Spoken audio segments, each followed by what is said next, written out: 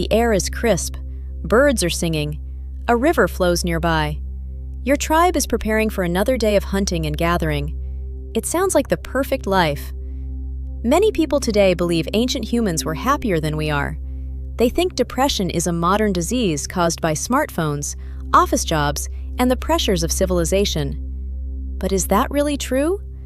Did people who lived thousands, or even hundreds of thousands, of years ago ever feel hopeless? Did they cry after losing loved ones? Did they lose interest in life? Did they struggle to get out of bed, even when survival depended on it? Or is depression something that only appeared after modern society? The answer is far more surprising than most people realize. Today, we're traveling back in time to uncover one of humanity's oldest emotional mysteries. Could depression be as ancient as humanity itself? Let's find out. Chapter 1. Depression isn't just sadness. Before we can ask whether ancient humans had depression, we need to understand what depression actually is. Everyone feels sad. You lose something important. Someone dies. A relationship ends. A hunt fails. Feeling sad is normal. Depression is something very different. It's when the brain becomes trapped in a state where joy disappears. Food no longer tastes good.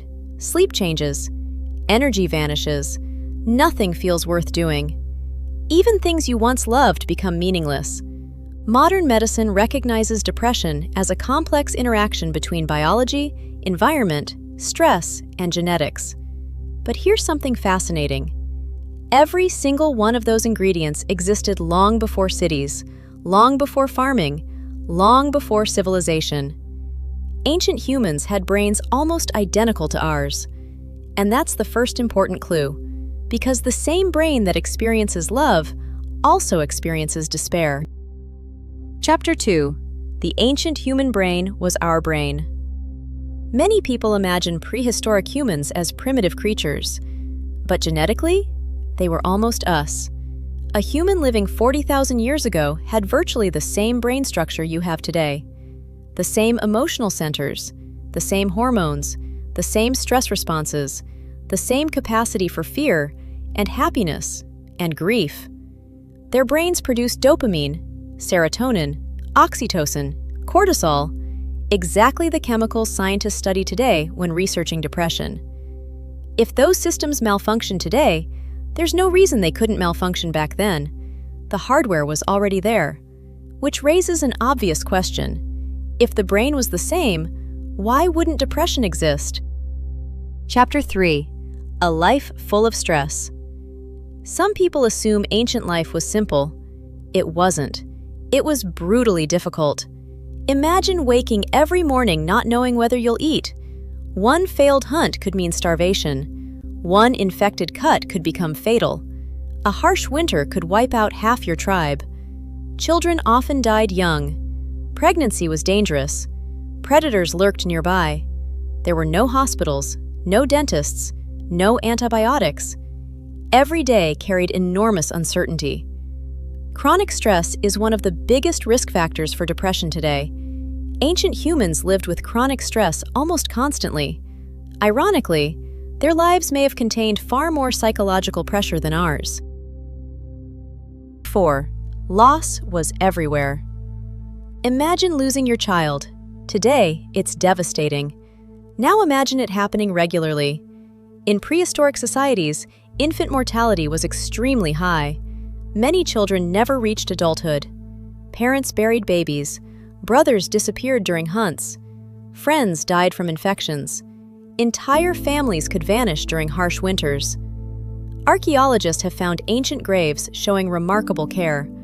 Bodies covered in flowers. Children buried with toys. Loved ones carefully arranged before burial. These weren't people who didn't care. These were people who loved deeply. Which also means they grieved deeply. Grief and depression aren't identical, but prolonged grief can evolve into depression.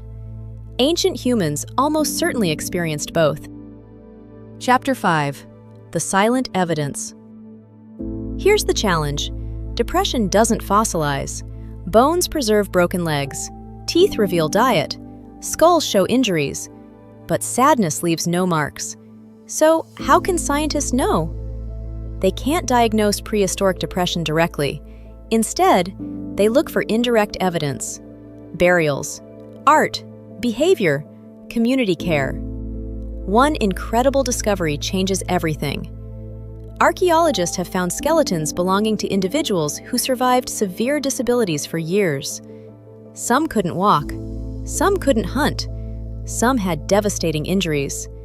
Yet they lived for decades. How? Because other people cared for them. That means ancient humans recognized suffering. They understood compassion. They supported vulnerable members. If someone suffered emotionally, it's reasonable to think the tribe noticed that too. Chapter 6: Why Evolution Didn't Remove Depression.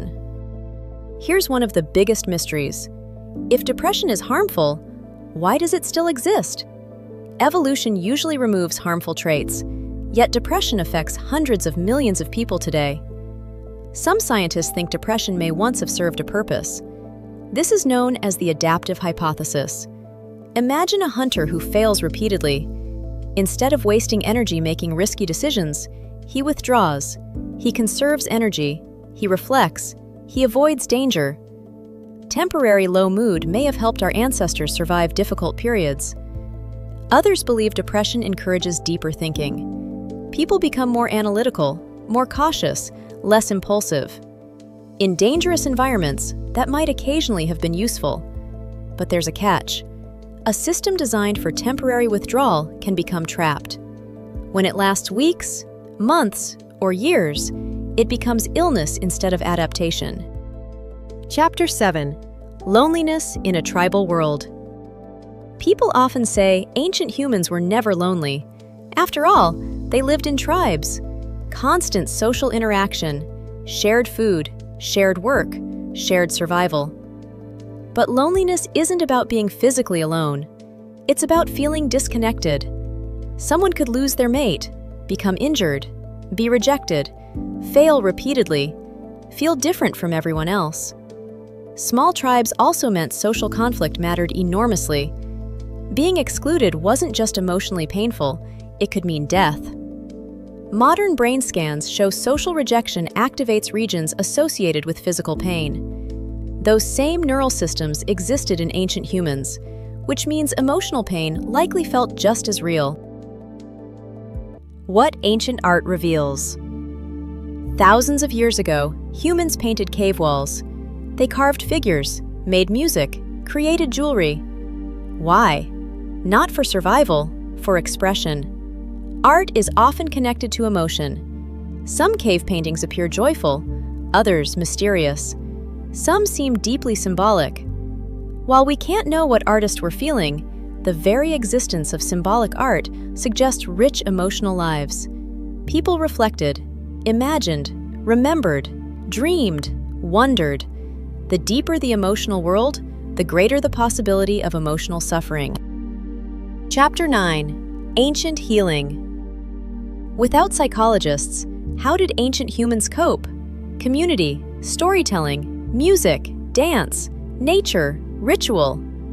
Modern research shows every one of these activities improves mental well-being. Singing together increases bonding hormones. Dancing reduces stress. Time outdoors lowers anxiety. Strong friendships protect against depression. Ironically, many ancient lifestyles naturally included behaviors therapists recommend today, not because they understood neuroscience, because culture evolved ways to keep communities emotionally connected. Chapter 10: The Cost of Survival. Yet survival could also suppress emotion. Imagine you're grieving, but your tribe must migrate tomorrow. Food is running out. Predators are nearby. You don't have weeks to process your feelings. You keep moving. Emotion gets pushed aside. That doesn't mean it disappears. Stress accumulates. Trauma builds. Modern psychologists see similar effects in soldiers and disaster survivors. Ancient humans faced traumatic events throughout life. Repeated trauma increases depression risk dramatically. Chapter 11. Were Neanderthals depressed too? What about our ancient cousins? Neanderthals cared for injured individuals, buried their dead, created ornaments, possibly made art. They formed close family groups. They experienced loss, cold climates, danger, competition. If depression depends on complex emotional brains, Neanderthals may have experienced something similar. We'll probably never know for certain, but the possibility is surprisingly strong. Chapter 12. Depression without words. Here's an interesting thought. Ancient humans probably didn't have a word for depression. Does that mean it didn't exist? Of course not. People experienced infections before discovering bacteria. Lightning existed before electricity was understood. Gravity worked before physics explained it. Names don't create experiences. They describe them. An ancient hunter might simply say, "My spirit has left me," or "My heart feels empty." Different language, same human experience. 13. Modern life makes it worse. If depression already existed, why does it seem more common today? Several reasons. We live longer, diagnosis is better, people talk openly, doctors recognize symptoms. But modern life also introduces new risks. Constant comparison through social media, chronic isolation, sedentary lifestyles, artificial lighting, sleep disruption, information overload.